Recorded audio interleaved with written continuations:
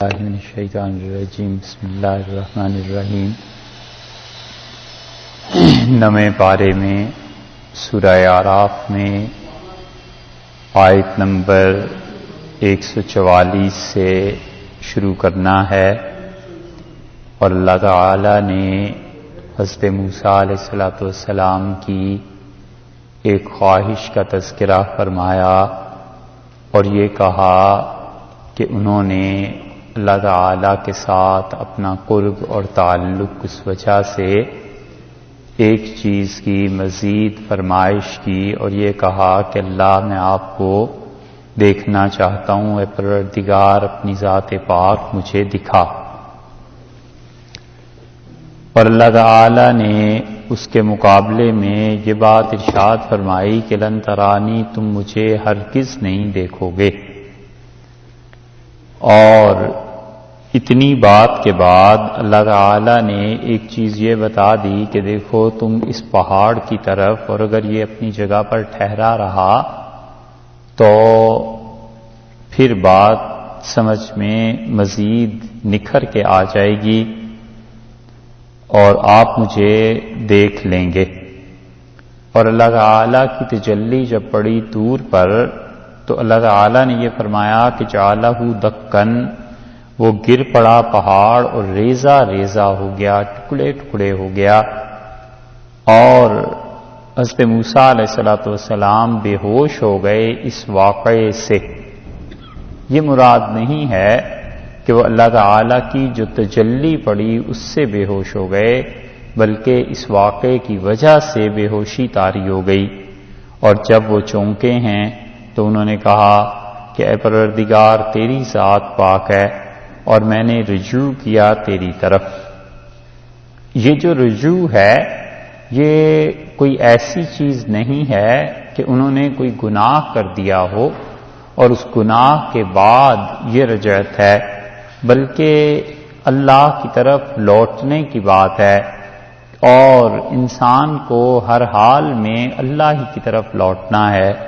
اور اسی لیے آگے پھر فرمایا کہ انا اول المومنین، اللہ میں سب سے پہلے تیری ذات پاک کا یقین کرتا ہوں، سب سے پہلے تجھے ماننے والا ہوں۔ قال یا موسیٰ، اور اللہ تعالیٰ نے فرمایا اے موسیٰ، ان اصطفیتک علی الناس، میں نے آپ کو چن لیا ہے علی الناس، لوگوں پر، دو وجہ سے۔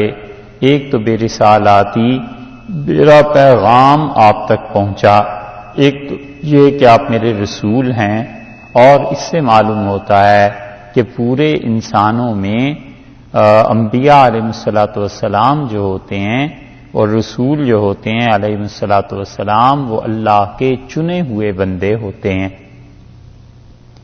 اور یہ چناؤ اور انتخاب اللہ کا اپنا ارادہ اور اللہ کی اپنی مرضی ہے، یہ نہیں ہے کہ انسانوں کو اختیار مل گیا ہو کہ وہ جسے چاہیں پیغمبر مان لیں یا پیغمبر تسلیم کر لیں علیہ باللہ، بلکہ وہ تو اللہ کی جانب سے ایک طے شدہ بات ہے۔ اس لیے ارشاد فرمایا کہ پہلی چیز تو آپ کو رسالت دی، اور دوسری چیز یہ کہ وب کلامی، اللہ نے آپ کے ساتھ کلام فرمایا۔ یہ کلام بھی جو کہا ہے کہ اپنا کلام کرنے کا اللہ نے انہیں شرف دیا ہے۔ حضرت موسیٰ علیہ السلام کے ساتھ اللہ کا کلام پہلی بار ہوا جب انہیں خدا نے نبوت دی تھی، اس وقت بھی اللہ تعالیٰ نے ان کو بلایا اور ان سے گفتگو فرمائی، اور وہ چیز ایسی تھی جس کو اللہ ہی جانتا ہے کہ اس کی اصل حقیقت کیا تھی۔ اور یہ جو دوبارہ بات ہوئی ہے یہ بھی اللہ ہی جانتا ہے کہ اس کی حقیقت کیا ہے۔ اللہ تعالیٰ کا بولنا، آواز کا آنا، یہ سب چیزیں اللہ کی طرف لوٹا دینی چاہیے۔ سب سے زیادہ سلامتی کا راستہ اسلاف کا یہی تھا کہ وہ اس قسم کی آیات کی تشریحات میں زیادہ نہیں پڑھتے تھے۔ وہ کہتے تھے کہ اللہ اس کی مراد خود بہتر جانتا ہے، اللہ ہی کو معلوم ہے کہ یہ کیا چیزیں تھیں۔ مولانا اسماعیل شہید رحمۃ اللہ علیہ نے ابقات کے نام سے ایک کتاب لکھی ہے، اس میں انہوں نے ان چیزوں پر بحث اگرچہ کی ہے، لیکن وہ خالصتاً فلسفہ اور منطق اور یہ چیزیں پڑھی ہوئی ہوں تو پھر جا کر اس کی کہیں سمجھ میں آتی ہے۔ وہ ایسی کتاب ہے۔ اس لیے اللہ تعالی نے یہ جو دوسری بات کہی کہ ہم نے آپ کو چنا کلام کی وجہ سے، فخذ ما آتیتک، ان دونوں چیزوں کے بعد فرمایا کہ آپ لے لیجئے ما آتیتک، جو چیز میں نے آپ کو دی ہے، یعنی جو کچھ میں نے آپ کو دیا ہے یہ بھی بہت بڑی چیز ہے۔ ایک تو آپ کو کلام دے دیا، ایک رسالت دے دی، یہ اس کو آپ دیکھیے، وَکُن مِّنَ الشَّاکِرِین، اور اس کے ساتھ ساتھ آپ کیا کیجئے، شکر بھی ادا کیجئے۔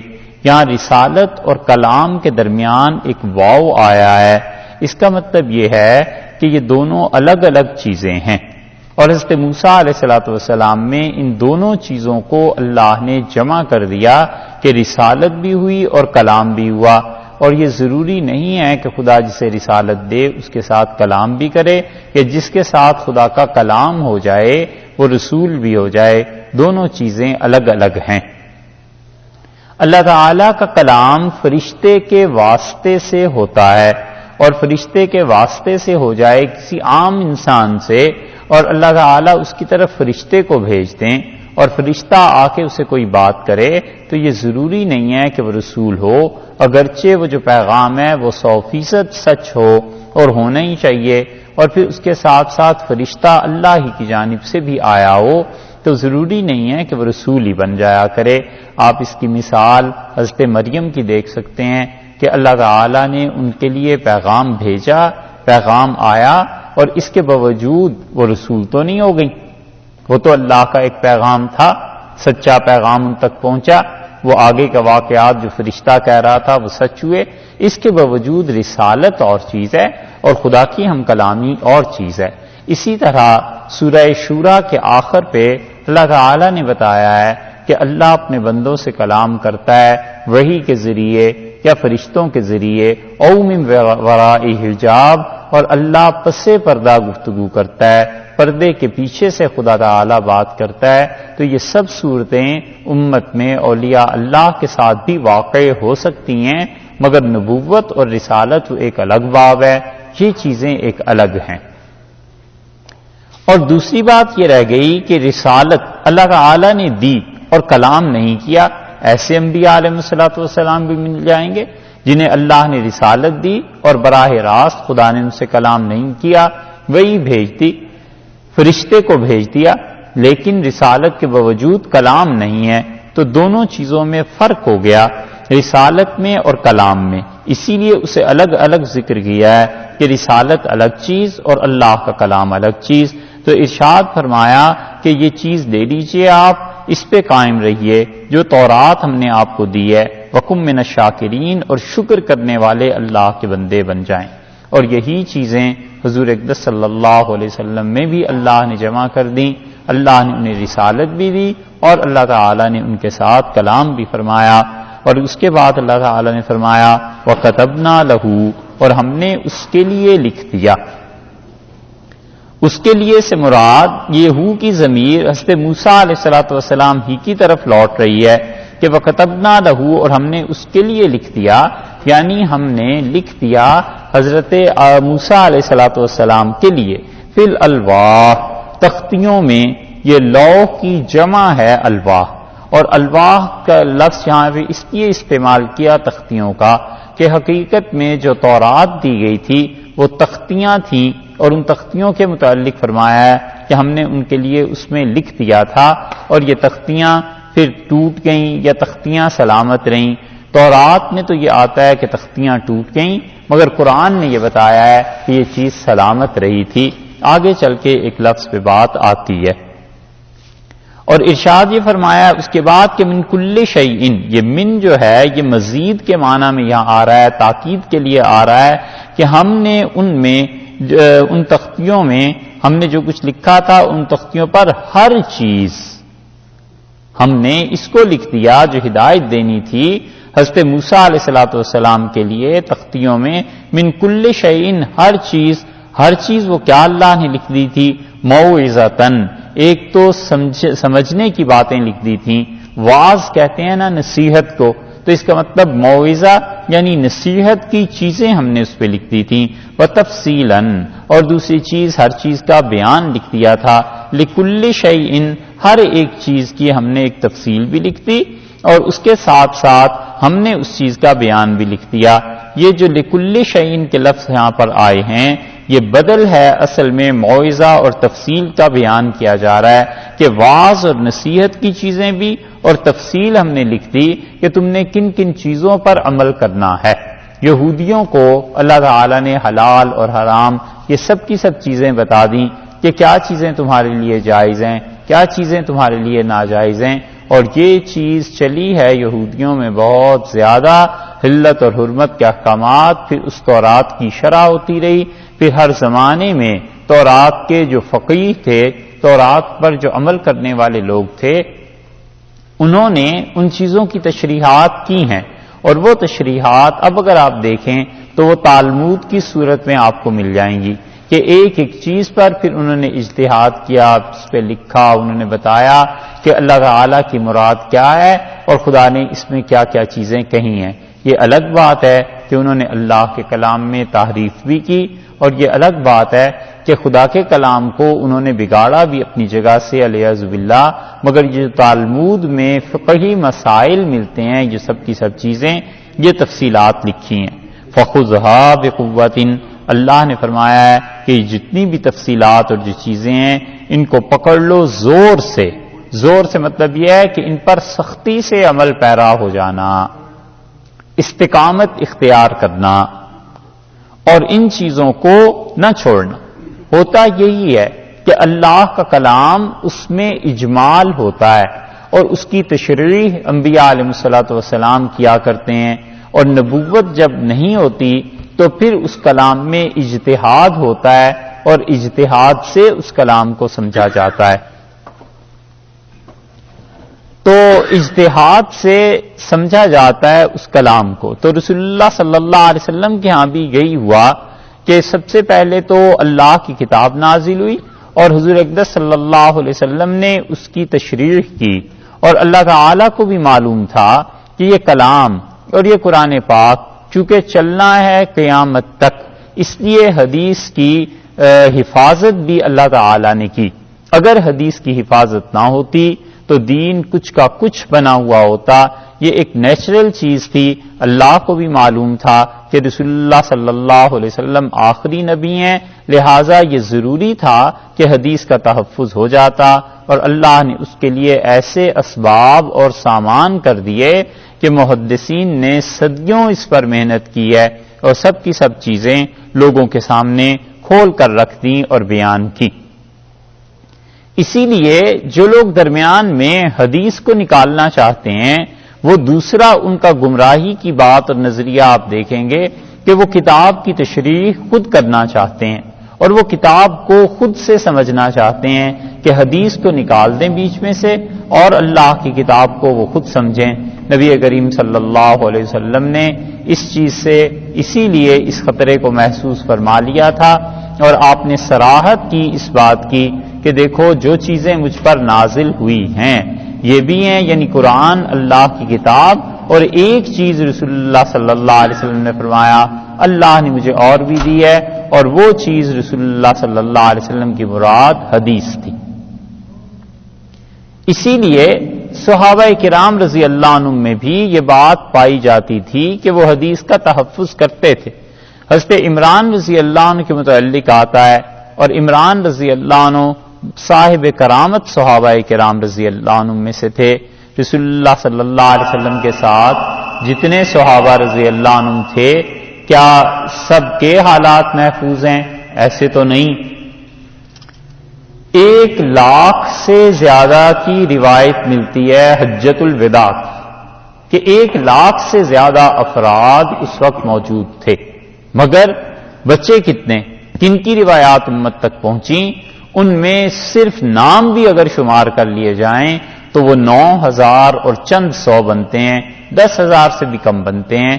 اور حافظ ابن حجر رحمۃ اللہ علیہ نے اس کی تصریح کی ہے کہ 10,000 کے قریب صحابہ رضی اللہ عنہ میں 10,000 سے بہرحال کم ہیں کہ جن کی روایات بھی ملتی ہوں۔ اس میں وہ بھی شامل ہیں جن کے صرف نام ہیں اور اس کے آگے صرف اتنا لکھا ہوا ملے گا کہ انہوں نے رسول اللہ صلی اللہ علیہ وسلم کو دیکھا ہے۔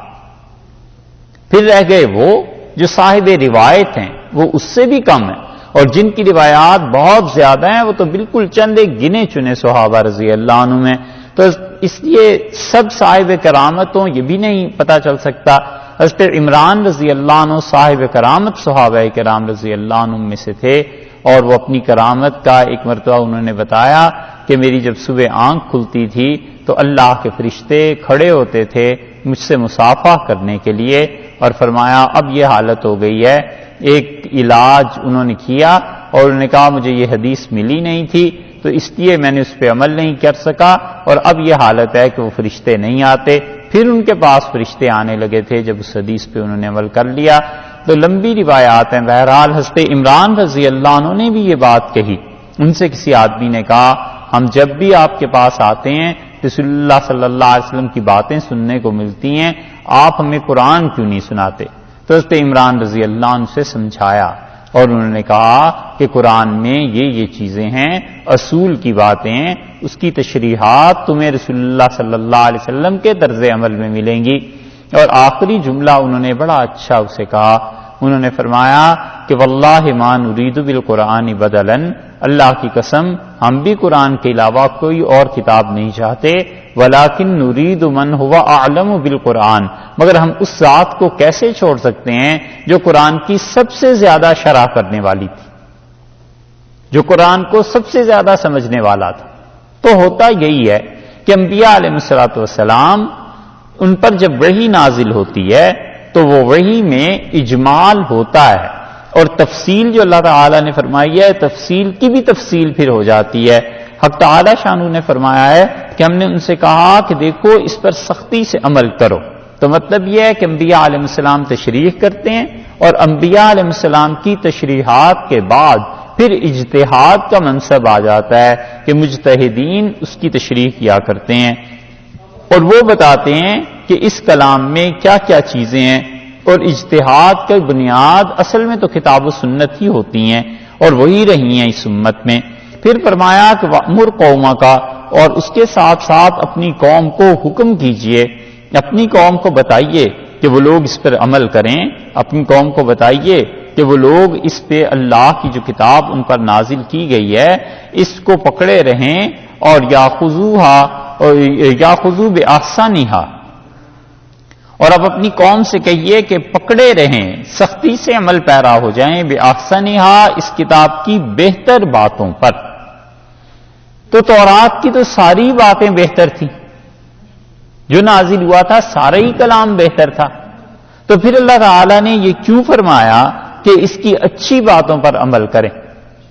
تو مفسرین کہتے ہیں اس کا مطلب یہ ہے کہ یہ کتاب ساری کی ساری اچھی ہے، اول سے لے کے آخر تک. تو تم اس کی ساری اچھی باتوں پہ عمل کرو. یہ اللہ تعالیٰ نے اپنے کلام تورات کی گویا کہ تعریف فرما دی کہ جو تورات ہے یہ اول سے آخر تک ہم نے ہی نازل کی ہے. حضرت موسیٰ علیہ السلام یہ جو تختیاں لائے ہیں یہ سب کی سب اچھی باتوں پر مشتمل ہیں، تم ان کو مانو. سأوریکم، اور کیا ہوگا؟ سأوریکم، میں تم کو عنقریب دکھاؤں گا دار الفاسقین، ان لوگوں کا گھر یا ان لوگوں کا دار یعنی شہر جو فاسق ہیں. دار جو ہے یہاں پر گھر کے معنی میں، اور گھر کا مطلب یہ ہے کہ ظاہر ہے ساری قوم کسی ایک گھر میں تو رہتی نہیں، وہ تو ملک مراد ہو گیا. تو میں تمہیں وہ ملک دکھاؤں گا جو سرکش اور بے دین لوگوں کا ہے. اور یہ امالکہ تھے. امالکہ کی قوم اس وقت فلسطین میں آباد تھی. تو اللہ نے بشارت دے دی کہ دیکھیے انہیں کہ یہ تورات پر عمل کرتے رہو. یہ ظاہر ہے کہ قصہ اس وقت کا ہے جب حضرت موسیٰ علیہ السلام فرعون سے یہ سارے لوگ نجات پا کر نکل چکے تھے. تو اللہ تعالیٰ نے فرمایا کہ ہم تمہیں اس جگہ پر اب اس کے بعد دکھا دیں گے فاسقوں کا گھر. تو مراد یہ کہ فلسطین اور دیگر علاقے تمہیں دے دیں گے. یہ ایک طرح سے بشارت ہو گئی کہ تم اپنی دشمن قوم پر فتح پا لو گے. سین جو ہے ساوریکم میں سین کا جو لفظ ہے اس کو مفسرین نے کہا کہ اس کا مطلب کہ عنقریب دکھا دوں گا. اللہ تعالیٰ نے بشارت دے دی کہ عنقریب تم اس چیز میں آ جاؤ گے، عنقریب تمہیں پتہ چل جائے گا. انبیاء علیہ الصلوۃ والسلام کو بشارت دی جاتی ہے ایسے ہی اپنے دشمنوں پر غلبے کی. جیسے رسول اللہ صلی اللہ علیہ وسلم جب تشریف لے جا رہے تھے مکہ مکرمہ سے مدینہ منورہ ہجرت کر کے، تو راستے میں ایک آیت نازل ہوئی اور اللہ نے فرمایا ان الذی فرض علیک القرآن، جس اللہ نے آپ پر قرآن نازل کیا ہے، لرادک الی معاد، آپ کو لے کے جائے گا اسی جگہ واپس جہاں سے آپ آئے ہیں. تو مراد ظاہر تھی کہ مکہ فتح ہو جائے گا. ایک گمراہی کا نمونہ بھی دیکھیے. آیت اب یہی ہے، ساری امت اسی بات کی قائل ہے کہ یہ ہجرت کے سفر میں نازل ہوئی اور اللہ تعالیٰ نے فرمایا کہ آپ غمگین نہ ہوں. مراد یہ ہے رسول اللہ صلی اللہ علیہ وسلم جب ہجرت فرما رہے تھے تو آپ ایک پہاڑی پر کھڑے ہوئے رات کو جب حضرت بکر رضی اللہ عنہ کے ساتھ جا رہے تھے اور آپ نے مکہ کو دیکھا. اور ترمذی کی روایت میں آتا ہے کہ آپ نے کہا مکہ اللہ کی قسم سب سے زیادہ پیارا شہر دنیا میں تو مجھے لگتا ہے جہاں میں چاہتا ہوں کہ رہوں، مگر میری قوم مجھے رہنے نہیں دیتی. اللہ تعالی نے آیت نازل فرما دی اس سفر کے دوران کہ جس اللہ نے آپ پر قرآن نازل کیا ہے، کوئی امکان توقع ہی نہیں تھی، کوئی پتہ ہی نہیں تھا کہ آپ کو اتنی بڑی چیز خدا دینے والا ہے. ایسے ہی آج مکہ سے آپ نکل رہے ہیں، کل اسی مکہ مکرمہ کو آپ فتح کر لیں گے. گمراہی کی ایک مثال بھی دیکھیے. یہ تو اس آیت کی صحیح تشریح ہو گئی جو مفسرین نے فرمائی ہے. یہ جو عبداللہ ابن سبا کا فتنہ تھا، یہ لوگوں میں نئے نئے شوشے چھوڑتا رہتا تھا. اس نے کہا کہ تمہارا لوگوں عیسیٰ علیہ السلام کے متعلق کیا خیال ہے، وہ دنیا میں آئیں گے یا نہیں آئیں گے؟ لوگوں نے کہا یقیناً عیسیٰ علیہ السلام آئیں گے. اس نے کہا اچھا یہ بتاؤ تمہارے رسول صلی اللہ علیہ وسلم ہمارے پیغمبر علیہ السلام اس دنیا سے ہی گئے ہیں نا؟ تو انہوں نے کہا ہاں. کہتا تھا وہ بھی اس دنیا میں واپس آئیں گے. لوگوں نے کہا وہ کیسے؟ اس نے کہا دیکھو قرآن نے کہا کہ جس پروردگار نے آپ پر قرآن نازل کیا ہے، جہاں سے آپ کو لے کے جا رہا ہے وہیں آپ کو واپس لائے گا. تو کہتا تھا دنیا ہی سے لے کے گیا ہے نا، تو دنیا میں لے کے آئے گا. عیسیٰ علیہ السلام اگر آ سکتے ہیں تو رسول اللہ صلی اللہ علیہ وسلم کیوں نہیں آ سکتے؟ وہ تو ان سے بھی افضل تھے. لوگ اس گمراہی میں پھنس گئے اور ایک جماعت تھی بڑی جو اس نے گمراہ کی، اور ان کا عقیدہ یہی تھا کہ رسول اللہ صلی اللہ علیہ وسلم لوٹ کے اس دنیا میں آئیں گے اور یہ ان کے ساتھ ہوگا. یہ ہے علیاذ باللہ گمراہی کا نمونہ کہ قرآن سے اس نے ایسا استدلال کیا کہ اب کوئی اس کا کیا جواب دیتا. حدیث کو چھوڑ دیں اور محض عقل کی بنیاد پہ قرآن کو حل کرنے لگ جائیں تو پھر ایسی گمراہیاں پھیلتی ہیں.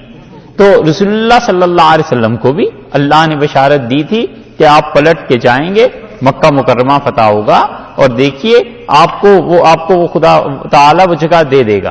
ایسے ہی حدیبیہ کے بعد جب مسلمان واپس ہوئے بڑے دلگیر تھے، غمگین تھے کہ ہم نے کن شرائط پر کفار مکہ سے صلح کر لی، اور اللہ تعالی نے آیات نازل کی کہ ہم نے آپ کو کھلی ہوئی فتح دی ہے، اور وہ فتح یہ تھی کہ آئندہ مکہ مکرمہ فتح ہو جائے گا. ایسے ہی یہاں پر بھی اللہ تعالی نے بتلایا بنی اسرائیل کو اور سیدنا موسیٰ علیہ السلام کو کہ سأریکم دار الفاسقین، ہم تمہیں دکھائیں گے فاسقوں کا گھر، یعنی جو سرکش اور بے دین عمالقہ، اس قوم پر تم فتح پالو گے. دوسری تفسیر بالکل اس کے برعکس مفسرین نے کی ہے، اور وہ کہتے ہیں یہ بشارت نہیں بلکہ اللہ تعالی نے عبرت کے لیے بتایا ہے کہ عبرت حاصل کرو اس چیز پہ. اور عبرت کی بات یہ ہے کہ سأریکم دار الفاسقین، ہم تمہیں دکھائیں گے فاسقوں کا گھر، یعنی جب تم وہاں پہنچو گے تو تم عبرت کا سامان دیکھنا کہ خدا نے ان قوموں کو کیسے تباہ و برباد کر دیا جو اللہ کے نافرمان تھے اور جنہوں نے اللہ تعالی کی باتوں کا مذاق اڑایا، آیات کی تکذیب کی، اور ان لوگوں نے ان چیزوں کو نہیں مانا. تو اس لیے بعض حضرات کے نزدیک یہ آیت جو ہے مفسرین کے وہ عبرت کے معنی میں ہے کہ اللہ تعالی نے انہیں بے گھر لوگوں کا بے حکم لوگوں کا گھر دکھا دیا جو حکم خدا کا نہیں مانتے تھے. اب دار کا جو مطلب ہے یہاں پہ وہ ملک سے بھی ہو سکتا ہے کہ خدا نے انہیں وہ ملک دکھایا. اور پھر ارشاد فرمایا سأصرف، اور میں پھیر دوں گا ان آیاتی، اپنی نشانیوں سے، ان آیاتی الذین ان لوگوں کو یتکبرون جو بڑائی ڈھونڈتے ہیں، فی الارض زمین میں، بغیر الحق ناحق بڑائی ڈھونڈتے ہیں، اور وہ یہ چاہتے ہیں کہ اس قوت اور طاقت کے ذریعے اللہ کی زمین میں فساد برپا کریں۔ اللہ نے فرمایا ہم اپنی نشانیوں کو ان لوگوں سے پھیر دیتے ہیں۔ پھیر دینے کا مطلب یہ ہے کہ ان لوگوں کو سمجھ ہی نہیں آتی، اللہ کی نشانیاں دیکھتے ہیں، اس کے باوجود سمجھ نہیں پاتے۔ ایسے لوگوں کا ذکر اس سورت کے آخر پہ اللہ نے کیا ہے کہ ان کی آنکھیں ہوتی ہیں، ان کے دل ہوتے ہیں، دماغ ہوتا ہے، سب کچھ ہوتا ہے، لیکن اس کے باوجود وہ ان چیزوں کو بالکل سمجھ نہیں پاتے۔ اس لیے ارشاد فرمایا کہ سأصرف میں پھیر دوں گا، ان آیاتی الذین یتکبرون فی الارض جو زمین میں بغیر وجہ کے ناحق طور پہ بڑائی ڈھونڈنے لگتے ہیں۔ یہ ناحق بڑائی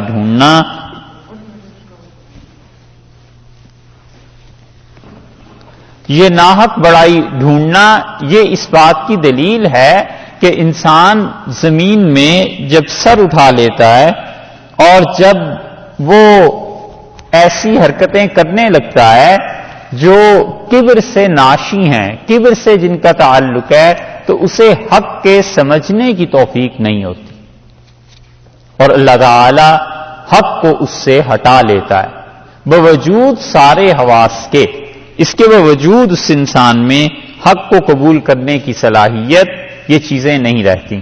یہ اہل مکہ جو تھے، ان کی خرابیوں میں سے مشرکین مکہ کی اور کافروں کی بہت بڑی خرابی ایک یہ تھی کہ یہ لوگ متکبر تھے، مغرور تھے، اور رسول اللہ صلی اللہ علیہ وسلم کے سامنے آ کے کہتے تھے کہ جیسے آپ پر وحی آئی ہے ایسے ہم پر بھی وحی آنی چاہیے، آپ کو کوئی بڑی چیز کیوں نہیں مل گئی؟ نئے سے نئے چیز طریقے سے تنگ کرتے تھے۔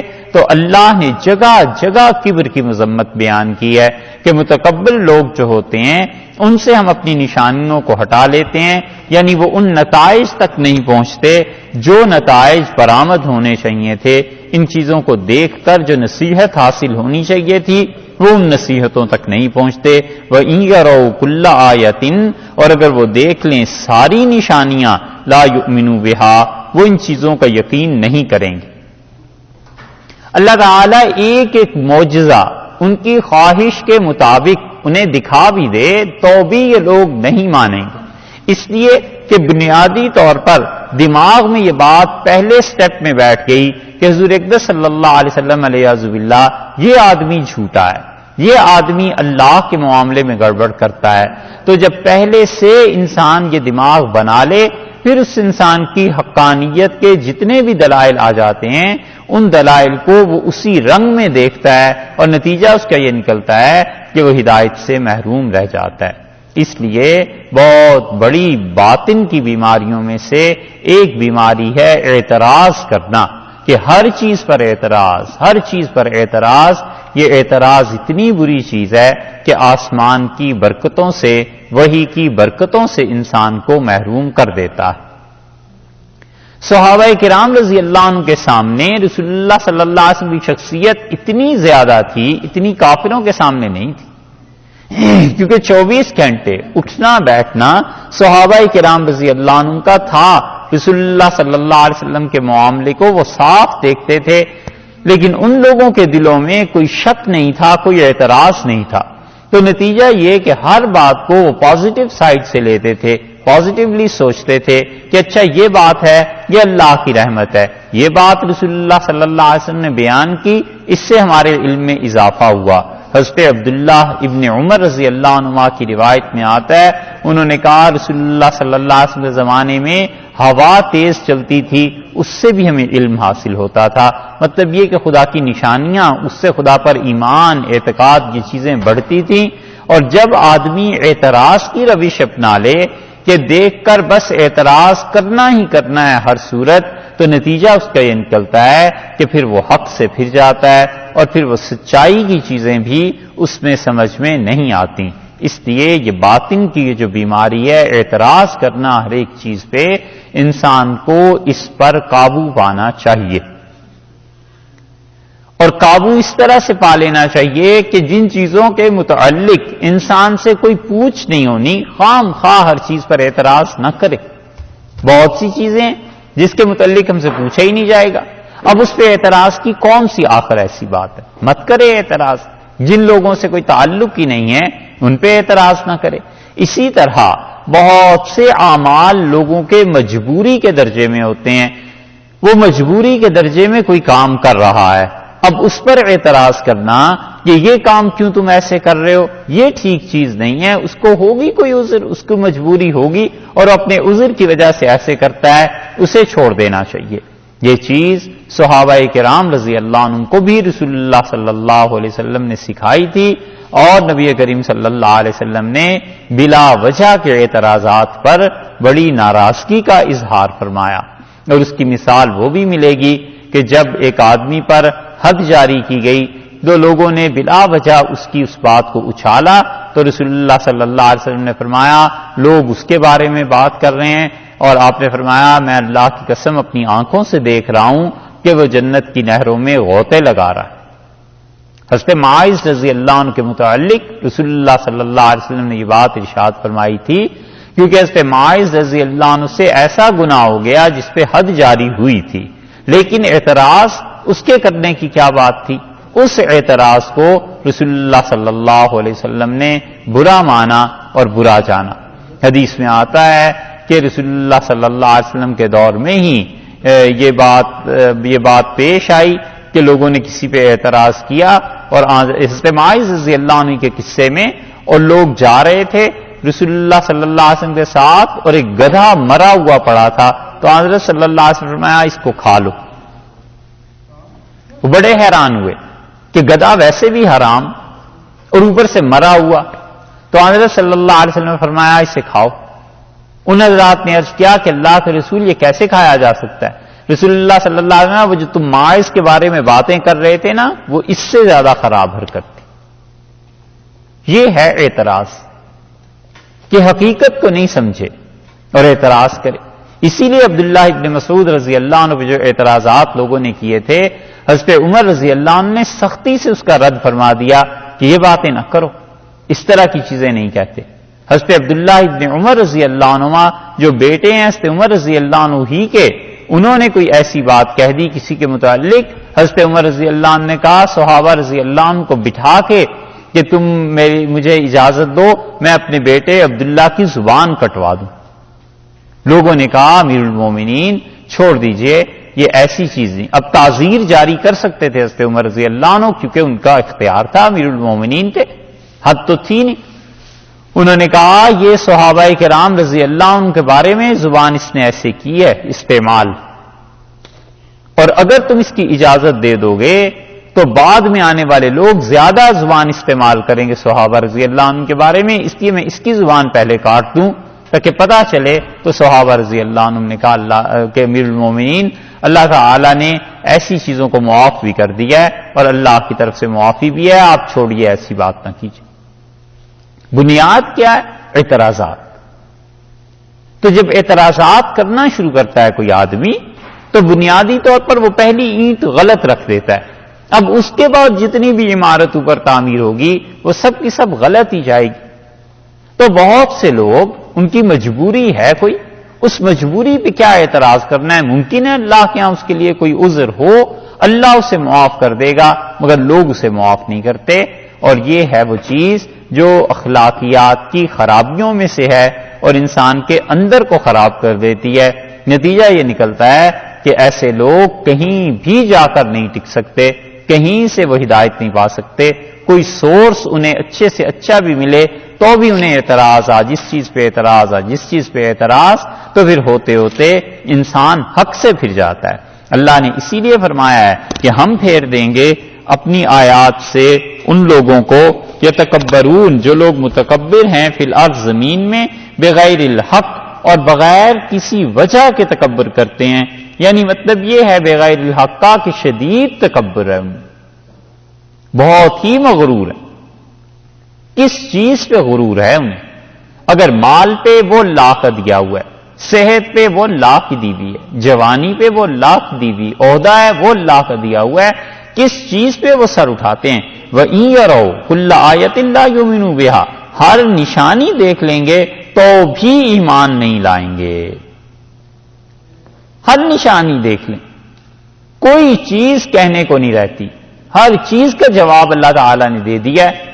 پھر اس کے باوجود رسول اللہ صلی اللہ علیہ وسلم پہ اعتراض، اور اللہ نے فرمایا ان متکبر لوگوں کا حال دیکھو. وَإِن يَرَوْا سَبِيلَ الرُّشْدِ، اور اگر یہ دیکھیں گے سبیل الرشد، ہدایت کی راہ، سنوارنے کی راہ، لا يَتَّخِذُوهُ، نہیں بنائیں گے سبیلا، اسے اپنی راہ. وَإِن يَرَوْا، اور اگر یہ دیکھ لیں گے سبیل الغی، الٹی راہ، خدا کی نافرمانی کی راہ، بغاوت کی راہ، يَتَّخِذُوهُ سبیلا، تو اس کو اپنی راہ بنا لیں گے. اللہ کی راہ دیکھیں گے ہدایت کی، اس کو نہیں اپنائیں گے، اور جب دیکھیں گے گمراہی کی راہ اس کو اپنا لیں گے. یہ کیوں ہے ایسے؟ ذالکا، یہ اس وجہ سے، بِأَنَّهُمْ، کہ ان لوگوں نے کذبوا بِآیاتنا، ہماری نشانیوں کو جھٹلایا، وَقَانُوا، اور ہو رہے، عنہا، اللہ کی نشانیوں سے، کیا چیز ان میں آ گئی تھی؟ غافلین، جان بوجھ کر اعراض کرنا، جان بوجھ کر اس سے ہٹ جانا. جب بھی گمراہی کی راہ دیکھتے ہیں اسے اپنانے کے لیے تیار، اور جب ہدایت کی راہ دیکھتے ہیں لا يتخذوه سبیلا، تو اسے نہیں اپناتے، کیونکہ بنیادی طور پر اعتراض کی کیفیت ہو گئی نا، اور متکبر ہو گئے، تو جب بھی صحیح راہ ملتی ہے اس راہ کو چھوڑ کر بھاگ جاتے ہیں، اور جب غلط راہ ملتی ہے تو اس کے پیچھے پڑ جاتے ہیں. یہی چیز ہوتی ہے، اور کئی مرتبہ پیش آتی کہ انسان کو سمجھ آ جاتا ہے کہ حق کیا ہے، مظلوم کون ہے، ظلم کون کر رہا ہے، لیکن نفس اسے بہکاتا ہے، شیطان اسے سکھاتا ہے کہ یہاں خاندان کا معاملہ ہے، فلاں چیز کا معاملہ ہے، لہذا تم ان لوگوں کی مدد کرو جو لوگ ظالم ہیں. اور چونکہ اعتراضات اور کبر شیطان کی راہ ہے، اس لیے اسے اپنا لیتا ہے، اور جو اس کے مقابلے میں حق کی اور سچائی کی راہ ہے اسے چھوڑ دیتا ہے. یہ سارے کافروں کے ساتھ ایسے ہی تھا. نبی کریم صلی اللہ علیہ وسلم سے کون سا معجزہ تھا جو سامنے نہ آیا ہو، اور سب چیزوں کو دیکھنے کے باوجود ان لوگوں نے گمراہی کی راہوں کو اپنایا اور ہدایت کو چھوڑ دیا. اسی طرح ہوا کرتا ہے اب بھی دنیا میں کہ لوگوں کے پاس ہدایت آ جاتی ہے، اچھائی آ جاتی ہے، سب پتہ ہوتا ہے، اور اس کے باوجود وہ کیا کرتے ہیں کہ اللہ کی نشانیوں کو جھٹلا دیتے ہیں. ذالک بانہم، ذالک یعنی یہ جو کبر ان میں آ گیا، متکبر ہوئے، بانہم یہ جو با ہے اس میں اس سبب کی طرف اشارہ ہو گیا کہ اس سبب سے انہم کذبوا بآیاتنا، کہ ہماری نشانیوں کو جھٹلاتے رہے، اور جھٹلایا بھی جان بوجھ کے. ایک تو ہے اضطراری طور پہ سمجھ ہی نہ آئی ہو، ایک ہے جان بوجھ کے جھٹلاتے رہے. پتہ ہے کہ قرآن اللہ کی کتاب ہے، پتہ ہے کہ ایک ہستی پہ آج تک ایسی کیفیت نہیں ہوئی، اب یک بیک 40 برس کے بعد ان پہ وحی آنے لگی ہے، یہ چیزیں ہونے لگی ہیں، اب جھٹلانے کے کیا معنی ہیں؟ لیکن اس کے باوجود جھٹلاتے ہیں. اور پھر فرمایا کہ وَقَانُوا عَنْهَا غَافِلِينَ، اور جان بوجھ کر اعراض کرتے ہیں اس اللہ کی کتاب سے، جان بوجھ کر ان آیات سے، حق سے دانستہ طور پر پرے ہو جاتے ہیں، جان بوجھ کے خدا کی ان آیات کو وہ تحریف کا نشانہ بناتے ہیں. یہ ظلم ہے جو وہ کرتے ہیں، اور یہ کئی مرتبہ ہوا کرتا ہے کہ انسان کو معلوم ہوتا ہے کہ حق کہاں ہے، سچائی کہاں ہے، اس کے باوجود جان بوجھ کے اس سچائی کو غلط ثابت کرنے کی کوشش کرتا ہے. بیچ میں مسئلہ کیا ہے؟ بیچ میں مسئلہ اتنا سا ہے کہ وہ سچائی ہمارے خاندان سے نہیں آئی، ہمارے کنبے سے نہیں آئی، ہمارے دشمنوں کے ہاں کیوں چلی گئی. اللہ نے سچائی کے انکار کو اتنا بڑا جرم قرار دیا ہے، اور یہی رسول اللہ صلی اللہ علیہ وسلم کے ساتھ بھی ہوا. کفار مکہ بھی یہی کہتے تھے، وہ کہتے تھے بالکل ہم ماننے کو یہ سب چیزیں تیار ہیں، لیکن فرشتے ہمارے پاس بھی آئیں، وحی ہمارے پاس بھی آئے، اور ہمیں آ کے کوئی کہے کہ یہ چیزیں اس طرح سے ہیں، جب آ جائیں گے تو ہم بھی دعویٰ کر سکیں گے. تو نبوت کی تقسیم کو اور نبوت کو انہوں نے گویا اپنے ہاتھ کی کھیل سمجھ لیا کہ ہم جو چاہیں بس اس طرح ہوتا چلا جائے، الیاذ باللہ. تو اپنے آپ کو اس کا اہل سمجھنا اور اس قابل سمجھنا یہ بھی تو ایک ظلم ہے. اپنے آپ کو اس قابل سمجھنا کہ مجھ پر وہی آیا کرے اور اللہ کے ہاں میرا مقام یہ ہو گیا ہے اور میں اتنا بڑا آدمی ہو گیا ہوں، یہ بھی تو ایک ظلم ہے. اس لیے اللہ تعالی نے پھر ایسے لوگوں کی سزا بھی بیان کی کہ والذین کذبوا بآیاتنا، جن لوگوں نے جھٹلایا ہماری نشانیوں کو، ولقاء الآخرۃ، اور آخرت کی اس ملاقات کو، حبطت اعمالہم، ان کے اعمال برباد ہو گئے. جن لوگوں نے جھوٹ جانا ہماری نشانیوں کو، سب نشانیاں ان کے پاس آئیں، ولقاء الآخرہ، اور آخرت کی ملاقات کو انہوں نے بھلا دیا، حبطت اعمالہم، ضائع ہو گئیں ان کی محنتیں. اللہ کے سامنے جواب نہ دینے کا احساس انسان سے اتنے بڑے بڑے گناہ کروا دیتا ہے کہ دنیا میں بھی محنت ضائع ہو جاتی ہے اور آخرت میں اس کے اعمال کتنے ہی کٹ جائیں گے، اس وجہ سے کہ اس انسان نے آخرت کی فکر نہیں کی، آخرت کا خیال نہیں کیا. هل یجزون، بس وہی بدلہ پائیں گے، الا ما کانوا یعملون، جو کچھ وہ عمل کرتے رہے اس کی سزا انہیں ملے گی.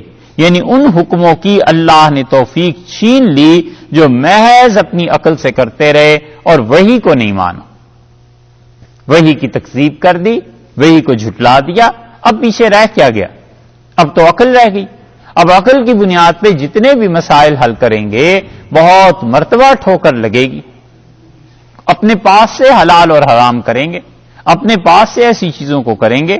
تو اللہ تعالی نے فرمایا ان کے متعلق کہ جن لوگوں نے آیات کو جھٹلایا اور آخرت کی ملاقات، بس اس سے وہ منکر ہوئے، ان کی ساری محنتیں عکارت ہو گئیں.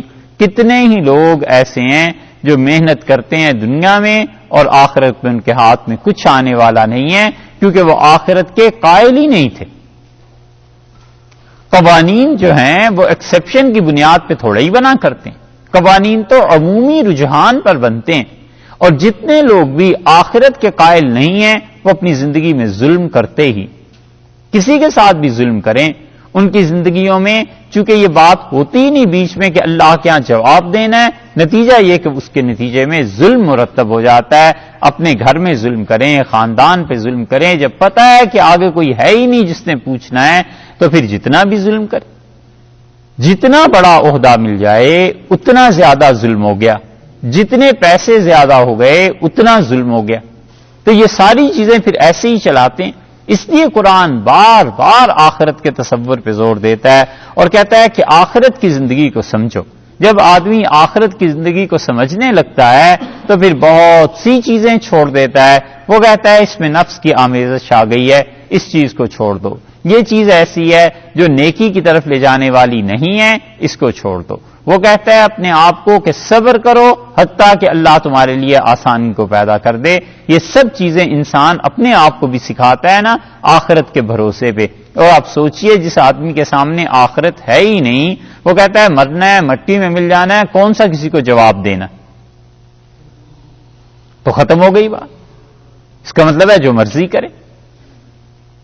تو نتیجتاً وہ صرف دنیاوی معاشرے کے سدھار کے لیے کچھ قوانین مرتب کر لیں گے کہ اس قانون کے خلاف نہیں چلنا، وگرنہ یہاں پر جو آرام ہے، جو آسائش ہے، اس میں ڈسٹربنس پیدا ہو جائے گی.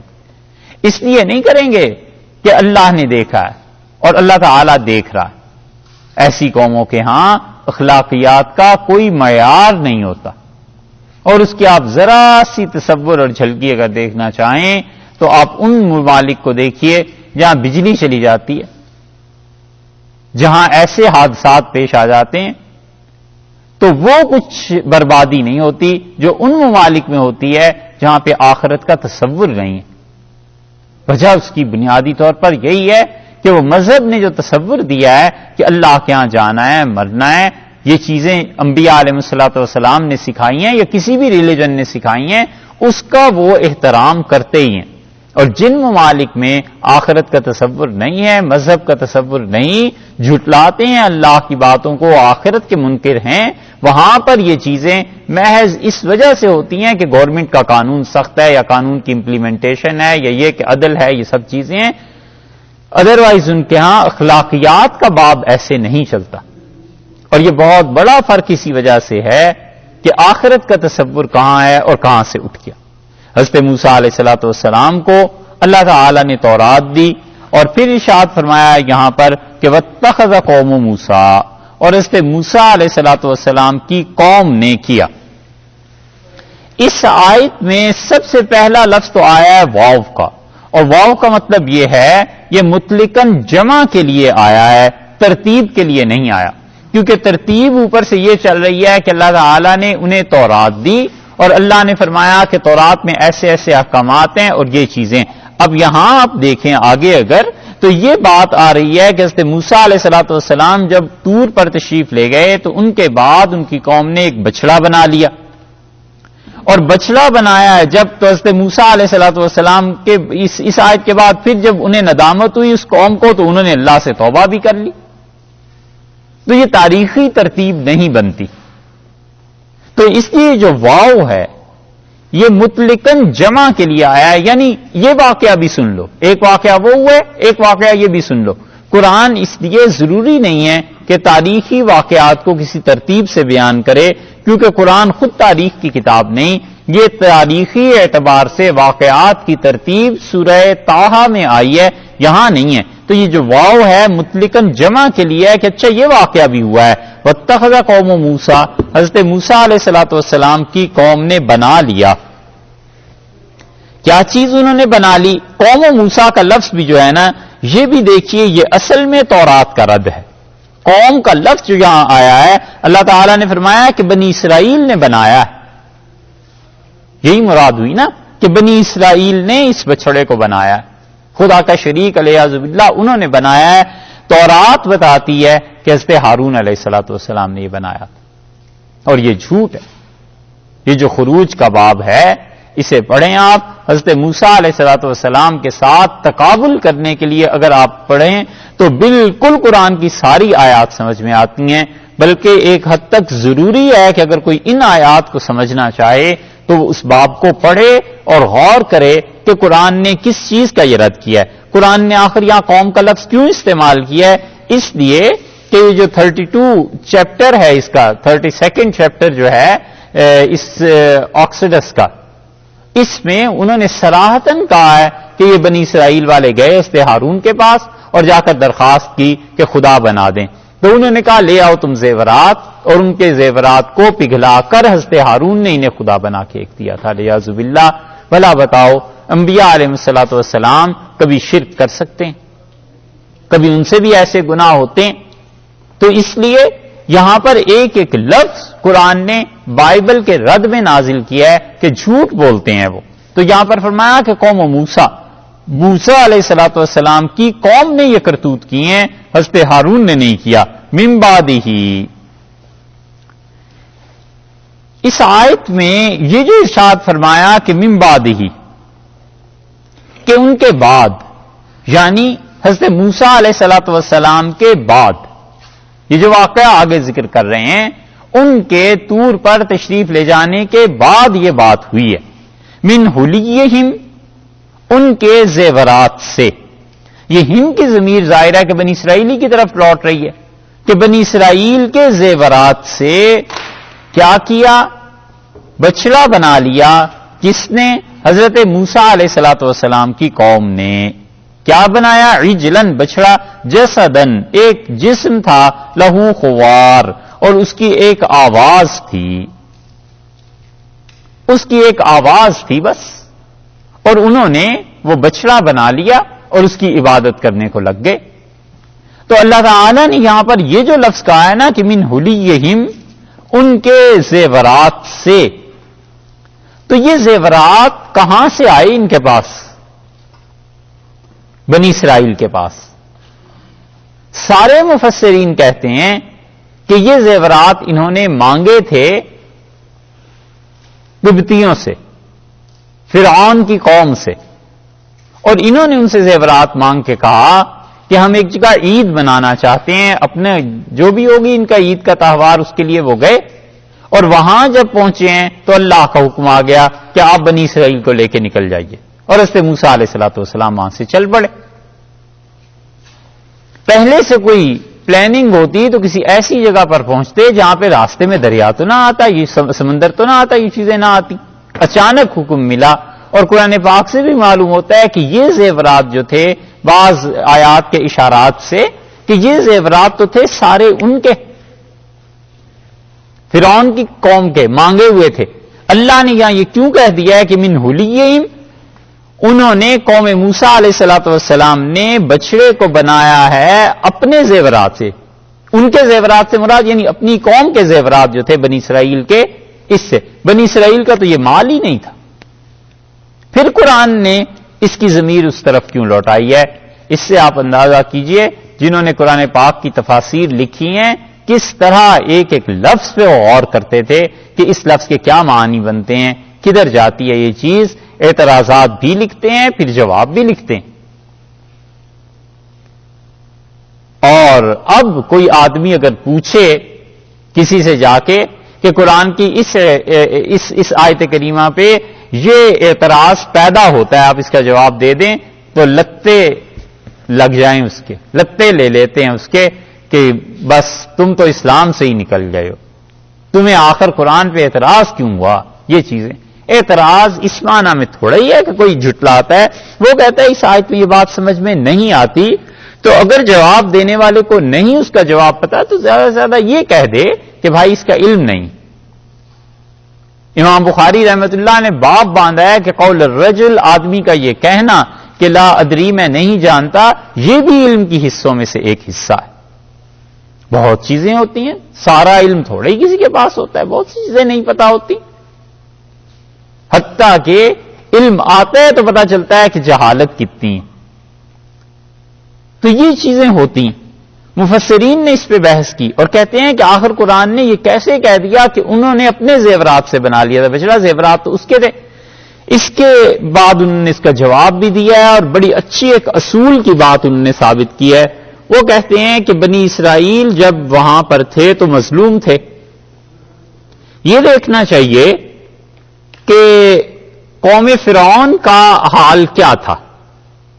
قوم فرعون ظاہر ہے کہ ان پہ ظلم کرتی تھی، تو یہ ملک جو تھا ان لوگوں کے لیے دار الحرب تھا، دار الاسلام نہیں تھا.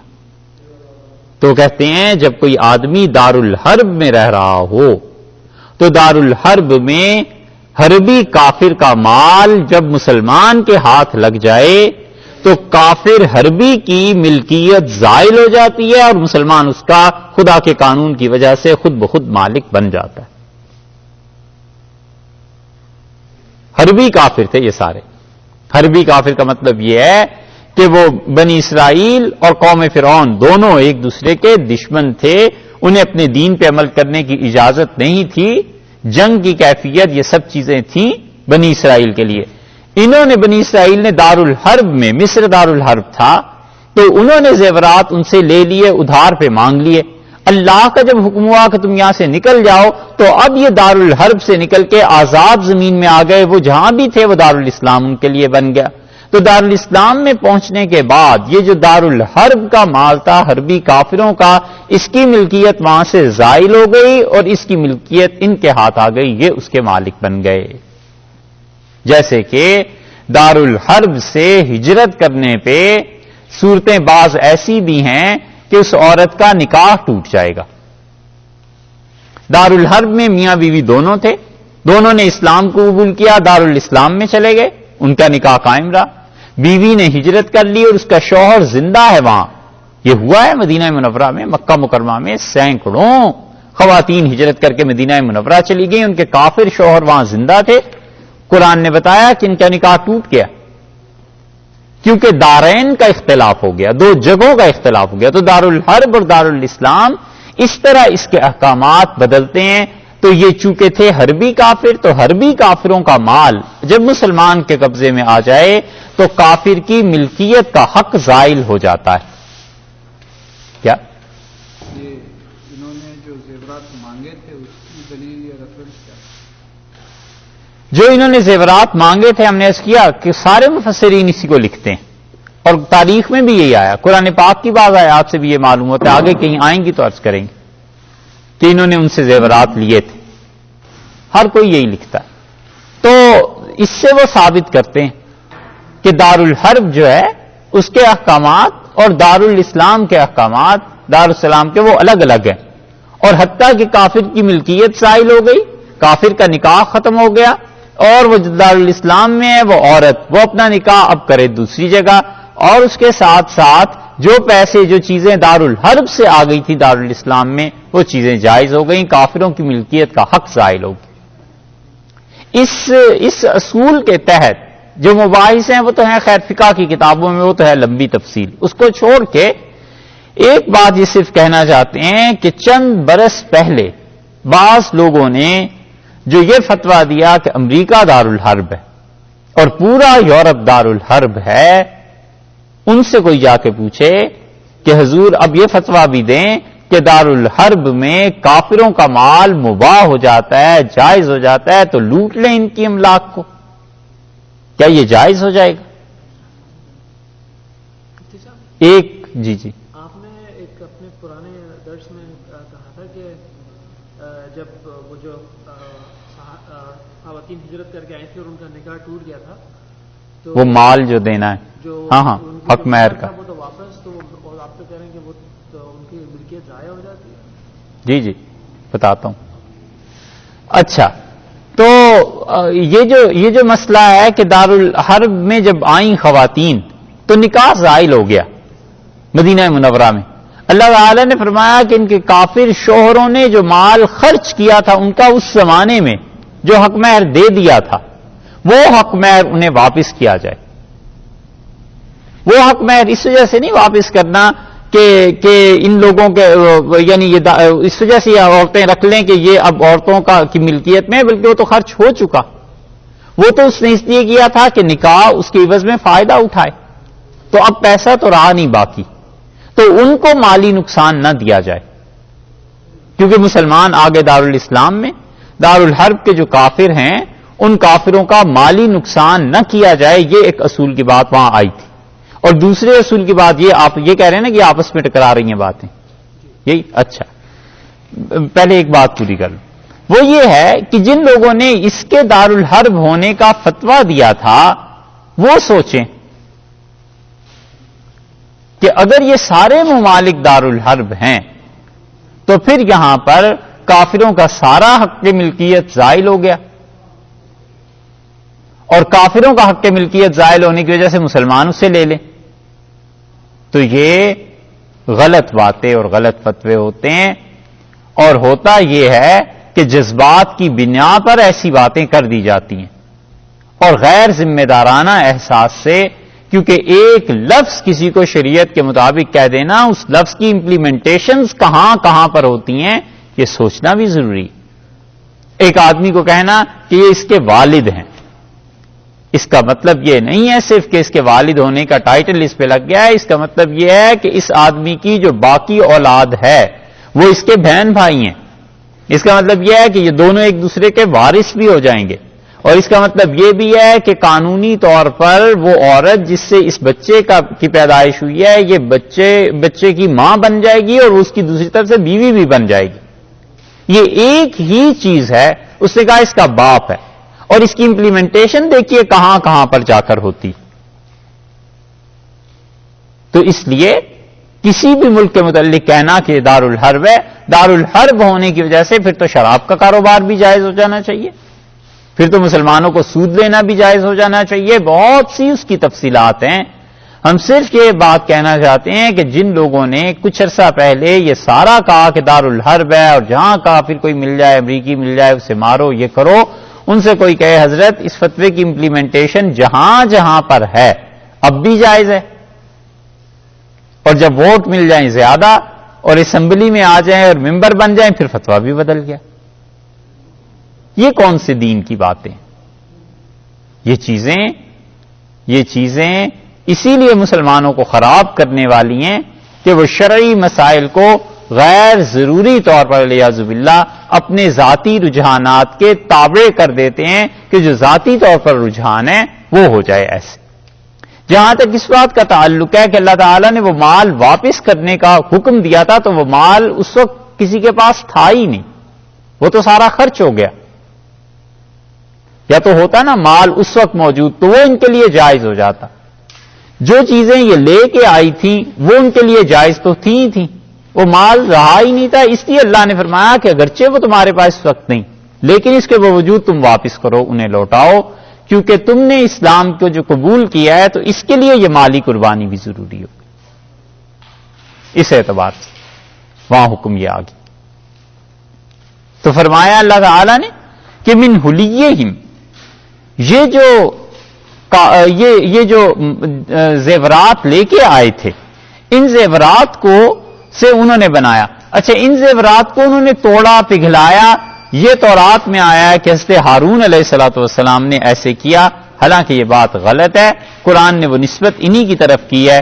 اور پھر کیا جسد اللہ خوار, اور ایک انہوں نے بنا لیا جسم جس میں ایک آواز تھی. جسدن کا لفظ یہاں پر ارشاد فرمایا ہے, اور جسدن کا مطلب یہ ہے کہ ایک ایسا جسم جس میں کوئی حرکت نہیں تھی. مفسرین میں سے بعض نے یہاں پر بحث یہ چھیڑی ہے, مگر صاحب المعانی نے بڑا اچھا لکھا ہے. وہ کہتے ہیں یہ کوئی مسئلہ ہی ایسا نہیں ہے جس پہ غور کیا جائے, کیا ضرورت ہے آخر اس کی کہ اس میں کوئی جان تھی یا نہیں تھی اس بچڑے میں. تو وہ کہتے ہیں ایسے مسئلے پہ پڑھنے کی ضرورت ہی کیا. لیکن باقی حضرات نے جہاں پر یہ بات کی ہے اس پہ فرمایا کہ جسدن اس کا ایک جسم تھا جس میں جان نہیں تھی, حرکت نہیں تھی. لہو خوار, اور اس کے لیے خوار یعنی ایک آواز تھی, بس اس سے آتی تھی. اور آواز بھی اس وجہ سے آتی تھی کہ قرآن نے آگے سورہ طٰہٰ میں اس کی تفسیر بیان کی ہے کہ اس نے مٹی لے کر حضرت جبریل امین جہاں تھے وہاں سے وہ مٹی لے کے اس نے ڈال دی اس میں, اور اس کی وجہ سے اس بچڑے میں آواز پیدا ہو گئی. بس اس بچڑے کو دیکھ کر یہ دیوانے ہو گئے. اوپر جو قرآن نے کہا ہے نا کہ جب بھی گمراہی کا راستہ دیکھیں اسے اختیار کر لیتے ہیں اور ہدایت کے راستے کو چھوڑ دیتے ہیں. یہ بڑی اس کی واضح مثال ہے. اللہ نے فرمایا الم یروا, کیا انہوں نے غور نہیں کیا, کیا انہوں نے اس بات کو نہیں دیکھا, اس بات کو انہوں نے نہیں سمجھا. الم یروا, یہ نہیں دیکھا کہ انہ لا یکلمہم, کہ وہ ان سے کوئی بات نہیں کرتا. ایک ولا یہدیم سبیلا, اور نہ انہیں کوئی راہ دکھاتا ہے. معبود کے لیے دو صفات ارشاد فرمائیں کہ ایک تو وہ بات کرے کلام, اور ایک یہ کہ راہ دکھائے. اور اللہ کا کلام ہمیشہ نازل ہوتا رہا ہے, اور اللہ ہمیشہ انبیاء علیہ الصلوۃ والسلام کے ذریعے راہ دکھاتے رہے ہیں. اگر خدا نے راہ نہ دکھائی ہو جہاں کہیں, وہاں خدا نے خود کہہ دیا ہے کہ ہم نے عذاب بھی نہیں دیا. عذاب ہمارا آتا ہی اس وقت ہے جب ہم راہ دکھا دیں اور پھر اس کے باوجود لوگ نہ مانیں تو عذاب تو وہاں آتا ہے. اسی طرح یہاں پر یہ فرما دیا ہے کہ دیکھو دو چیزیں اس بچڑے میں. ایک تو چیز یہ دیکھنے والی کہ انہ لا یکلمہم, وہ ان سے کلام نہیں کرتا تھا. اب وہ جو آواز آ رہی ہے بچڑے کی, بولنے کی جو آواز ہے, اس سے کوئی کیا سمجھے, کون سا اس میں ہدایت کا پیغام ہے. اور دوسرے وہ انہیں راہ نہیں دکھاتا, تو اللہ تعالیٰ تو راہ دکھاتے ہیں. اتخذوہ, انہوں نے اس کو بنا لیا. اتخذوہ, انہوں نے اس کو معبود ٹھہرا لیا. وکانوا ظالمین, اور یہ بے انصاف تھے. یہ جو ہو کی ضمیر ہے یہ اسی گوسالے کی طرف لوٹ رہی ہے. یہ اتخذوہ, یہ بھی بائبل کا رد آ گیا کہ وہ خروج مصر جو ہوا تھا ان کا, مصر سے جو نکلے ہیں, بائبل میں اب تک کہ آپ کو اسی خروج کے باب کی تفصیل بتا رہے ہیں, اس میں اب تک لکھا ہے کہ حضرت ہارون علیہ الصلوۃ والسلام نے معاذ اللہ انہیں سمجھایا, اور بنی اسرائیلی کہتے تھے کہ یہ یہی خدا ہے جس نے تمہیں فرعون کے ظلم سے نجات دی, یہ یہی خدا ہے جو تمہیں لے کے آیا. بچڑے کے متعلق کہتے تھے قوم میں شرک اتنا پھیل گیا تھا, اتنا پیوست ہو گیا تھا کہ کئی برس کی قربانیوں کے باوجود اتنی سی بات پہ وہ نہیں آ سکے اور اتنی سی بات وہ نہیں سمجھ سکے. اور وہ یہ تھا کہ انہوں نے کہا کہ بس یہ وہی خدا ہے, یہ وہی چیز ہے جو تمہیں یہاں سے لے آئی ہے, اور اللہ سے بے راہ ہو گئے اور اللہ کی بات کو نہیں جانا. وکانوا ظالمین, اور اللہ نے فرمایا یہ بڑے ظالم, ظلم کیا انہوں نے. ان لوگوں نے انصاف سے کام نہیں لیا, انصاف کی بات نہیں کی ان لوگوں نے, یہ ان لوگوں کی حرکت تھی. اور وہ قوموں میں یہ ہوتا ہی ہے کہ انبیاء علیہ الصلوۃ والسلام کے مقابلے میں کن کن کی پیروی ہوتی رہی. حضرت موسیٰ علیہ الصلوۃ والسلام جلیل القدر نبی وہ موجود، اور وہ گئے ہیں محض طور پہ تورات لینے کے لیے، اور پیچھے سے قوم ساری بگڑ گئی۔ ٹھیک اس میں مثال وہ سامنے آتی ہے جو سیدنا علی رضی اللہ عنہ کہا کرتے تھے۔ حضرت علی رضی اللہ عنہ کی جب خلافت ان کے ہاتھ آئی، اور حضرت علی رضی اللہ عنہ جب امیر المومنین خلیفہ ہوئے، تو حضرت علی رضی اللہ عنہ اپنے دوستوں سے، اپنے لوگوں سے کہتے تھے کہ انتم اتباع کل نائکن، تم ہر اس آدمی کے پیچھے چل پڑتے ہو جو چیخ چیخ کے بولنا جانتا۔ اور انہوں نے فرمایا کہ جو عقل کی بات کرے، سمجھ کی بات کرے، تم اسے کچھ نہیں سمجھتے، اور جو چیخ چیخ کے بولنا جانتا ہو تم اس کے پیچھے چل پڑتے۔ ایک جگہ حضرت علی رضی اللہ عنہ نے نہج البلاغہ میں جو خطبات جمع ہوئے ہیں اس میں ایک اور بات بھی کہی۔ انہوں نے کہا کہ قوم والو، تمہارا مزاج یہ بن گیا ہے کہ گمراہی کی راہ کو اپنا لیتے ہو اور سچائی کی راہ کو تم چھوڑ دیتے ہو، اور یہ حضرت علی رضی اللہ عنہ کی بات آج بھی درست ہے۔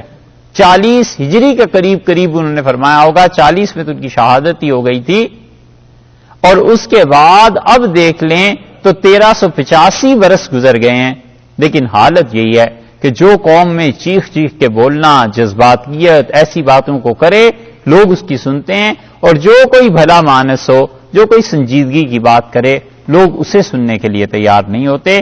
اس لیے ارشاد فرمایا ہے کہ اتخذوہ وکانوا ظالمین، اور ان لوگوں نے اس کو بچڑے کو اپنا خدا بنا لیا اور وہ ظالم تھے، ظلم کرنے والے تھے۔ ولما سقط اللہ تعالیٰ نے پھر یہاں واؤ کا جو لفظ لائے ہیں یہ بھی جمع کے لیے ہے، ترتیب کے لیے نہیں۔ اس میں کوئی ترتیب بیان نہیں ہو رہی، بلکہ یہ فرمایا جا رہا ہے کہ اچھا یہ بھی بات ہوئی کہ ولما سقط فی ایدیہم، سقط فی ایدیہم یہ محاورہ ہے، سقط گر جانا، فی ایدیہم ان کے ہاتھوں میں گر جانے کا مطلب یہ ہے کہ ان لوگوں کا پشیمان ہونا، ان لوگوں کا پریشان نادم ہونا، ان لوگوں کا شرمندہ ہونا۔ ولما سقط فی ایدیہم جب پچھتائے ہیں، ورعوا اور سمجھے کہ انہم قد ضلوا انہوں نے دیکھا کہ وہ گمراہ ہو گئے ہیں۔ یہ گمراہی کی بات بھی دیکھ لی۔ اللہ تعالیٰ نے اوپر فرمایا نا کہ اولم یرو، کیا انہوں نے اس بات پر غور نہیں کیا؟ یہاں بھی وہی لفظ لے آئے ہیں کہ ورعوا انہم قد ضلوا، اور سمجھے کہ ہم بہک گئے ہیں۔ قالو کہنے لگے لئن لم یرحمنا ربنا، اگر نہ رحم کرے ہم پہ ہمارا پروردگار، ویغفر لنا اور نہ بخشے، لنکونن من الخاسرین تو بے شک ہم تو خراب ہو جائیں گے، ہم تو بڑے خسارے میں چلے جائیں گے۔ یہ انہوں نے کہا ہے اس وقت جب اس بچڑے کو حضرت موسیٰ علیہ الصلوۃ والسلام نے جلا دیا، اور جب ساری چیزیں ہوئی ہیں، یہ بعد کی بات ہے، قرآن نے اس میں ترتیب نہیں رکھی یہاں پہ، نہ قرآن کی کوئی ایسی بات تھی، کوئی تاریخ کی چیز تھوڑا ہی ہے کتاب۔ اس لیے اللہ تعالیٰ نے بچڑے کے بنانے کے فوراً بعد یہ ذکر کر دیا، اور اس کے بعد ذکر آ رہا ہے آگے کہ ہوا کیا۔ اس لیے یہاں واو جو اس آیت کے شروع میں ہے یہ بھی محض اس لیے جمع کے لیے، یعنی یہ واقعہ بھی ایک ہوا ہے کہ جب انہیں پشیمانی ہوئی، شرمندگی ہوئی۔ یہ شرمندگی جو ہے یہ ہے توبہ، رجوع کرنا۔ آدمی کو جب اپنے گناہ پر شرمندگی ہوتی ہے تو اس جھیب کو مٹانے کے لیے، اس شرمندگی کے لیے معافی مانگتا ہے، معذرت کرتا ہے، بس یہ توبہ ہے۔ اور رسول اللہ صلی اللہ علیہ وسلم نے اسی لیے لوگوں کو یہ بات سکھائی کہ جب وہ ایک دوسرے سے معافی مانگیں تو وہ اسے معاف کر دیا کریں۔ اور رسول اللہ صلی اللہ علیہ وسلم نے فرمایا تم میں سے جس آدمی نے اپنے بھائی کا عذر قبول نہیں کیا، اس کی معذرت قبول نہیں کی، وہ ڈرے اس سے کہ اللہ بھی قیامت میں اس کی معذرت کو قبول نہ کرے۔ تو اس لیے یہ شرمندگی جب کسی پہ طاری ہو جاتی ہے تو یہ اس کی توبہ ہی کی ایک قسم ہے، اللہ سے بے اختیار معافی مانگتا ہے۔ اس قوم نے کیا کیا؟ اللہ تعالیٰ نے فرمایا کہ یہ ندامت ان پہ چھا گئی، ورعوا انہم قد ضلوا، اور انہوں نے دیکھ لیا کہ یہ گمراہ ہو گئے ہیں۔ اب یہ سمجھنا کہ ہم گمراہ ہو گئے ہیں یہ بھی خدا کا بہت بڑا احسان ہے کہ کوئی آدمی یہی سمجھنے لگے کہ میں غلط راہ پر چل پڑا ہوں اور مجھے اپنے آپ کو ٹھیک کرنا ہے، وگرنہ تو ہوش اس وقت آئے جب قیامت اور جب آخرت اور جب یہ چیزیں کھل جائیں تو پھر ہوش کے آنے کا کیا فائدہ ہو؟ کیونکہ وہ جو غیب کا ایمان تھا وہ تو ختم ہو گیا. اب تو ایمان لا رہا ہے مشاہدے پہ، اور مشاہدے کا ایمان اس کے لیے کارگر ثابت نہیں ہوگا. اور انہوں نے دعا مانگی اور کہا کہ لَإِلَّمْ يَرْحَمْنَا رَبُّنَا، اگر پروردگار ہم پر رحم نہ کرے، وَيَغْفِرْ لَنَا، اور ہماری بخشش نہ فرما دے، لَنَكُونَنَّ مِنَ الْخَاسِرِينَ، تو ہم تو بہت ہی بے انصاف لوگوں میں سے ہو جائیں گے. ہم نے بہت ہی غلط حرکت کر دی ہے، ہم تو بہت ہی خراب ہو جائیں گے، خسارہ اٹھائیں گے. اور حقیقت میں اس سے بڑا خسارہ آدمی اٹھا نہیں سکتا کہ اللہ کے ساتھ شرک کرنے لگ جائے. پچھلے اعمال برباد، نیکیاں ختم، گناہ ویسے کے ویسے، اور اوپر سے اگر مر گیا اس حال میں تو اللہ کا غضب اور اللہ کا غصہ بھی اس پہ نازل ہوگا. یہ انہوں نے گویا کہ اللہ سے معافی مانگی اور توبہ کر لی. اب دیکھیں اس کے بعد پھر آیا ہے وَلَمَّا رَجَعَ مُوسَىٰ، اور جب حضرت موسیٰ علیہ السلام واپس ہوئے اِلیٰ قَوْمِهِ، اپنی قوم کی طرف، غضبان، سخت غصے میں تھے، بھرے ہوئے غصے میں، اسفا، بہت افسوس کے ساتھ. اب اگر ترتیب میں یہ ہو تو ترتیب میں تو پھر آپ رکوع کے شروع سے دیکھیں، پھر تو یہ ہوتا نا ترتیب میں کہ حضرت موسیٰ علیہ السلام کی قوم نے ان کے جانے کے بعد اپنے زیورات سے ایک بچڑا تیار کیا جس کی ایک آواز تھی، اور انہوں نے یہ غور نہیں کیا کہ انہ لا یکلمہم، وہ بچڑا ان سے کلام نہیں کرتا، نہ انہیں راستہ دکھاتا ہے. انہوں نے اس بچڑے کو بنا لیا اور یہ لوگ ظالم تھے. اور جب موسیٰ علیہ السلام، اب آگے ایک آیت کو چھوڑ کے آ جائیں، ولما رجع موسیٰ، جب موسیٰ علیہ السلام واپس لوٹے، ترتیب تو آتی تھی، یہ درمیان میں اس آیت کو نکال دیا. یہ جو آیت کریمہ کو درمیان میں اس آیت کو اللہ نے ذکر کر دیا، اگر نکال دیں آپ تو پھر بظاہر ترتیب بنتی ہے، لیکن اللہ تعالیٰ نے ترتیب بیان ہی نہیں کی. اسی لیے یہ دلیل ہے مفسرین کی کہ پچھلی دونوں آیات میں جو واو کا لفظ آیا ہے ابتدا میں ہی، یہ جمع کرنے کے لیے مطلقاً، ترتیب کے لیے نہیں. تو یہاں پر فرمایا کہ وَلَمَّا رَجَعَ مُوسَىٰ إِلَىٰ قَوْمِهِ، حضرت موسیٰ علیہ السلام لوٹے ہیں اپنی قوم کی طرف، غضبان آصفا، سخت غصے میں بھرے ہوئے تھے. آصفا، اور اس کے ساتھ ساتھ انہیں افسوس بھی بہت تھا. قالا، انہوں نے فرمایا، بئس ما خلفتمونی، غصہ بھی اور افسوس بھی. غصہ اس بات پر کہ اس قوم نے کیا کیا، اتنا بھی صبر نہیں کر سکے، اور افسوس اس بات پر کہ انہوں نے شرک شروع کر دیا. ساری زندگی جن کے ساتھ محنت کرتے رہے، ان لوگوں نے یہ کام کیے. اور یہ بات اگر آپ دیکھیں ذرا غور سے تو اس پہ علی رضی اللہ عنہ کے ساتھ بھی پیش آئی.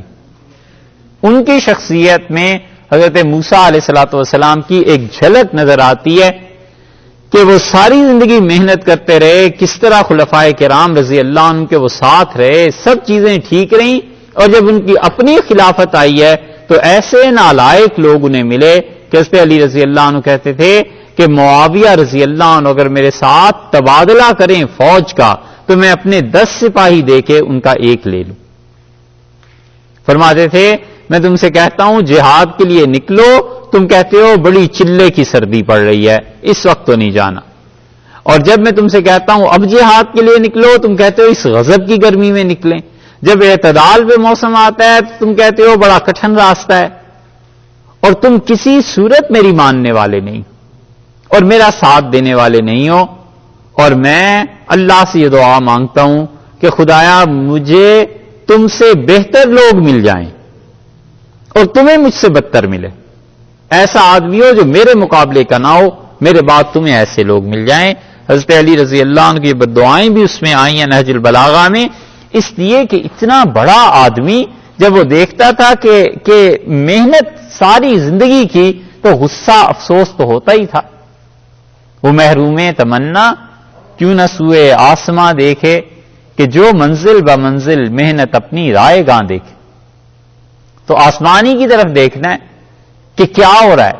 ساری زندگی محنتیں سب کچھ کرنے کے باوجود قوم میں شعور نہیں ہے، احساس نہیں ہے کہ کس طرح کی قربانیاں دینی چاہیے اور کیا قربانی ہوتی ہے. حضرت موسیٰ علیہ السلام پر یہ غصہ اس وجہ سے اور افسوس بھی اس وجہ سے، قال بئس ما خلفتمونی، اور انہوں نے کہا کیا بری جگہ رکھی ہے تم نے میرے بعد من بعدی میرے بعد کتنی بری جگہ پہ تم نے مجھے رکھا ہے، یعنی میری تعلیمات کا ذرا پاس نہیں کیا، ذرا احساس نہیں کیا، تم نے میرے بعد یہ کیا کیا؟ یہ چیزیں ایسی ہو گئیں کہ تم نے ان چیزوں کو ہٹا دیا جو میں تمہیں سکھا کر گیا تھا۔ یہ چیز حضرت عثمان رضی اللہ عنہ کے ساتھ بھی پیش آئی۔ حضرت عثمان رضی اللہ عنہ نے اپنی اہلیہ نائلہ سے کہا، اور نائلہ جو تھی حضرت عثمان رضی اللہ عنہ کی اہلیہ، وہ اہل کتاب میں سے تھیں، عیسائی تھیں۔ تو حضرت عثمان رضی اللہ عنہ نے نائلہ سے کہا کہ میں نے آج رسول اللہ صلی اللہ علیہ وسلم کو خواب میں دیکھا، تو نبی کریم صلی اللہ علیہ وسلم نے سے فرمایا کہ عثمان تمہیں ہماری امت سے بڑی تکالیف پہنچی۔ میں نے کہا جی۔ تو مجھ سے فرمایا کہ تم روزے سے ہو؟ میں نے کہا جی۔ تو فرمایا یہ روزہ آج ہمارے ساتھ افطار کرنا۔ تو انہوں نے کہا اس کا مطلب یہ ہے کہ آج میں شہید ہو جاؤں گا، آج کچھ نہ کچھ ہو جائے گا، اور وہ وہی ہوا۔ یہی چیزیں پیش آ جاتی ہیں کہ بڑے بڑے لوگ ان کی کوئی نہیں سنتا، اور جو چیخیں، جو مکر فریب جذبات میں لائیں، ان کی سب سنتے ہیں۔ تو اللہ تعالیٰ نے فرمایا وہ جب لوٹے ہیں سخت غصے میں، انہوں نے کہا تم نے کیا کیا؟ بے سما خلفتمونی من بعدی، میرے بعد جو تم نے میری جگہ رکھی ہے یہ تو بہت ہی خراب جگہ تم نے دی۔ تم نے کیا کیا؟ اتنی بری جگہ میرے لیے منتخب کی، یعنی میرے